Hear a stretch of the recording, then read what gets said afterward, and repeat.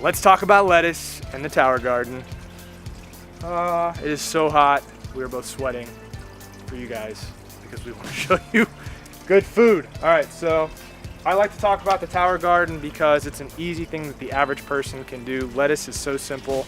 In this tower garden, I've grown everything from tomatoes and peppers and broccoli and tried melons and cucumbers and all kinds of stuff, but I like lettuce in it because it's easy. The way that this tower garden works is there's water and a little bit of nutrients like minerals that are in the bottom of this tub. It's pumped up to the top and then they all trickle down and hit each one of these planting sites. What I want to show you today on this video is how I cycle plants through so that every week I have bouquets of fresh lettuce and I can save $6 or $7 for a bin at Publix on lettuce that goes bad in a couple days.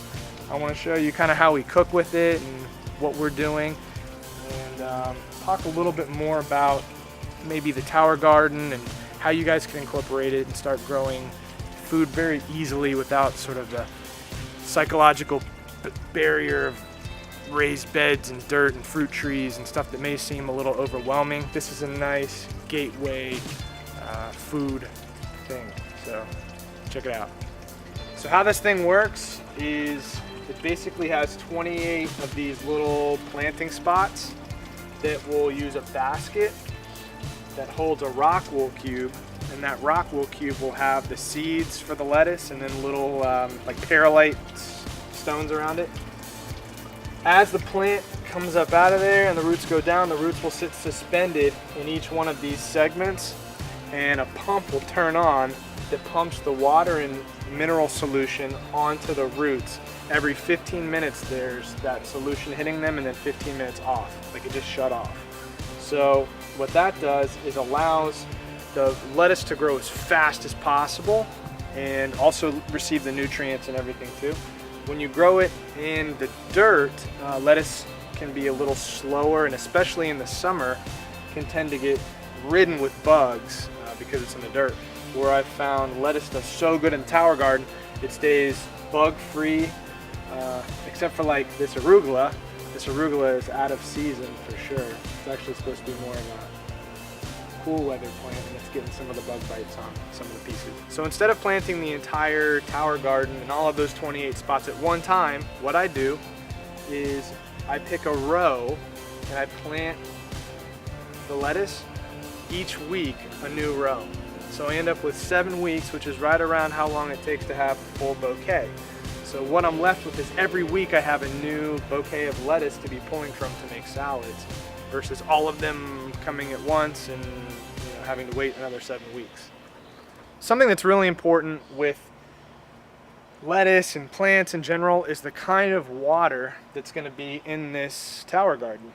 I highly discourage you guys to use just straight up hose water in here. I actually run mine through a reverse osmosis unit that I got off of Amazon. It's called Hydrologic Stealth RO. It was relatively inexpensive, like $100, but I've had it for years too. What I do is I attach the hose to it. Actually, I attach the hose to it over there, and then it runs into the unit and it filters it through so that what's actually going in this tub ends up being very low parts per million. It takes out all the, chlorine and minerals that are naturally in the hose water. And it has very low parts per million, so that the only minerals that are in here are what I'm trying to put into it to grow the lettuce, which I think is a really good idea.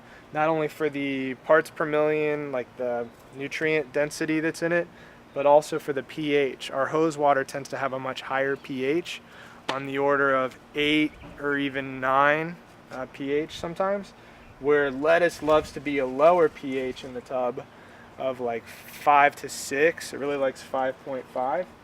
You'll notice when your pH is off, if it's either too high or too low, the lettuce will tend to wilt more under less stress. So it's very hot right now, and only a handful of these leaves are wilty. They're mostly carrying their shape, and these guys are doing real good. But when your pH is off, you'll notice they get sort of stressed out, which can make them more prone to bug damage, because bugs will attack a weak plant. All right, so we're going to take from this row. Boom. I am plucking lettuce, and I try to avoid like the old leaves that are kind of gnarly looking, like this guy. Not a lot of nutritional value in this guy, but the leaves that are closest to the middle of that bouquet of lettuce will tend to have, I feel like, most of the nutrition and punch. So all those dark, I don't even know what they're called, but those reds and stuff. Now some of these have some brown edges because we've had so much rain the last week or so. I'm not seeing any bugs though. It's good. The baby leaves are the good ones.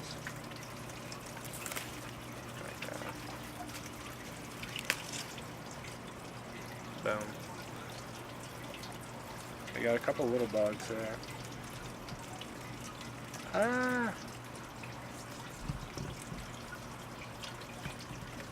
So watch, this is way less expensive and healthier than pesticides. You ready?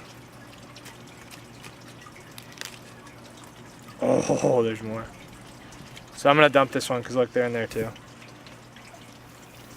So they can have this piece. Nature finds a way. Or Parker. Or Parker. Alright, so getting close. I'm feeling like I got a lot of the good stuff off of here. Alright, arugula. This has got a lot of bugs.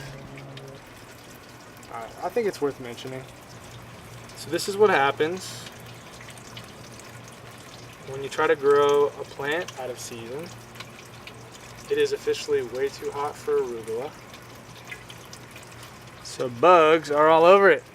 There's definitely a lot of leaves that don't have any that we're gonna eat. It's almost easier to pick the good ones by looking at the backs of them. So definitely the batch that I plant today will be no arugula. So that 7 weeks from now when it's hotter than the hinges of hell. This is compost.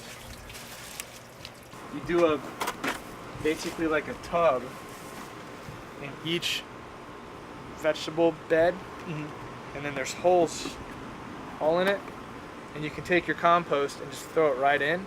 And because each box has a batch of red wiggler worms, they'll know that this is where dinner time is, and they'll come to Publix, eat it, and then go home to their section of that vegetable garden, and they'll have their little family there and be making more little worms and everything, but they'll poop there, and that's worm castings. And you pay like out the nose for worm castings. You buy bags of it, it's black gold. It's so expensive. And all you have to have is red wiggler worms, and then some sort of container. You wouldn't want to throw trash like on your garden, but as long as it's in and then kind of contained, they'll come and eat and then go out and poop out worm castings. Did you have a nice nap? Welcome back. This lettuce just like instantly wilted. You'd be a little night owl. Yeah. Now what happened, So we're trying to cover it up here with some of the better pieces, but Oh. this is the least wilty, least. So salads are great because you get a lot of good fresh vegetation for your GI. Cucumbers are good for detox. Apples, pectin. Peppers I love because they're just fresh and good. And we're not vegan or vegetarian, we eat meat. So we'll throw some crock-potted salsa chicken on top. And then Really, whatever I have. If we have almonds, like sliced almonds, usually I'll throw those in. So what would that be good for? almonds are, I don't know, good. It's good. We're gonna have the best avocados all in Stuart, right? We're gonna have those Oro Negro avocados, and you're gonna sell them out front in a little fruit stand and be an entrepreneur when you're like 5 or 6. Say, Dad, I want a Barbie car. You can have that Barbie car if you earn it. But the other night he said he's gonna charge her rent for the stand. In Absolutely. The We're gonna keep it real life. So Dad's gonna take a percentage. You're gonna lease the space since you get the fruit for free. You know what she's gonna do? She's gonna call my dad and say, Grandpa, my dad's making me sell fruit so I could buy some toys. And my dad will say, I'll buy them all.